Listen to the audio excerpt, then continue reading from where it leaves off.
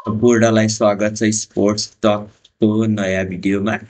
नेपालले गएर ती समूहलाई हराउँदै टुर्नामेन्टभरि अनबिटन रहँदै टुर्नामेन्ट आफ्नो नाममा गरेको छ। नेपालले टी20 विश्वकपमा पनि छनौट भइसकेको छ भने यो टुर्नामेन्टभरि सम्पूर्ण टिमलाई डोमिनेट गर्यो। यद्यपि नेपालको खेलमा उतार चढाव भने धेरै आयो। नेपालले युएईसँग र कतारसँग एकदमै सानो मार्जिनले जित हात पार्न गयो भने महत्त्वपूर्ण भूमिका भने दिपेन्द्र सिंह ऐरी र सन्दीप लामिछानेले दुवै खेलमा देखाएका थिए।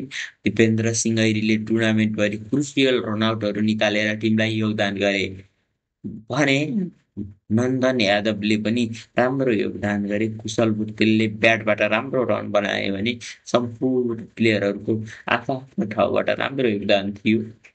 त्यस्तै अब नेपालका खेलहरू सिडब्ल्युसी लिग 2 मा रहेका छन्। नेपाली टोली सिधै युएईको लागि प्रस्थान भइसकेको छ। नेपाली टोलीको प्रस्थान समूहसँगको खेल भ्याए लगत्तै आज बिहान अक्टोबर 18 मा नै प्रस्थान गरेको भन्ने सूचना आएको छ। यद्यपि यो सूचना कन्फर्म नै भएको छैन, त्यहाँले कन्फर्म पनि गर्ला। नेपालले अब सिडब्ल्युसीको लिग 2 का खेलहरू अक्टोबर 26 बाट सुरु हुनेछ भने अक्टोबर 26 मा नेपालले आफ्नो पहिलो खेल युएसएसँग खेल्दैछ। अक्टोबर 26 को खेल नेपालको लागि सिडब्ल्युसी लिग 2 का सम्पूर्ण खेलहरू महत्त्वपूर्ण छन्, किनभने नेपाल स्ट्यान्डिङ पोइन्ट्स टेबलमा सेकेन्ड लास्ट स्थानमा छ भने त्यस्तै आफ्नो दोस्रो खेल अक्टोबर 30 मा युएईसँग खेल्दैछ। त्यस्तै नोभेम्बर 1 मा युएसएसँग खेल्दैछ भने नोभेम्बर 5 मा युएईसँग खेल्दैछ। यी सम्पूर्ण खेलहरू नेपाललाई जित्नै पर्ने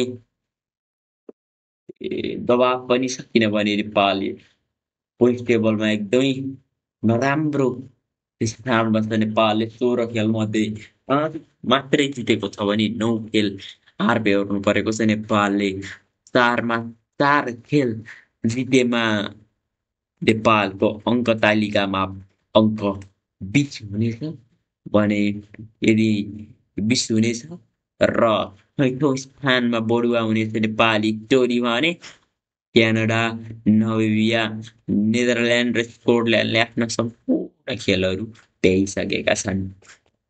नेपाली टोलीलाई सिडब्ल्युसी लिग 2 का प्रत्येक खेलहरूमा सपोर्ट गर्न नबिर्सिनुहोला। प्रत्यक्ष प्रसारण आइसिसी टिभी मार्फत भइहाल्छ, अन्य नेपाली टिभीहरू मार्फत पनि हुन्छ। हामी वाच अलोङ गर्ने तर्खरमा छौँ। हाम्रो च्यानललाई सब्सक्राइब गरेर जोडिनुहोला।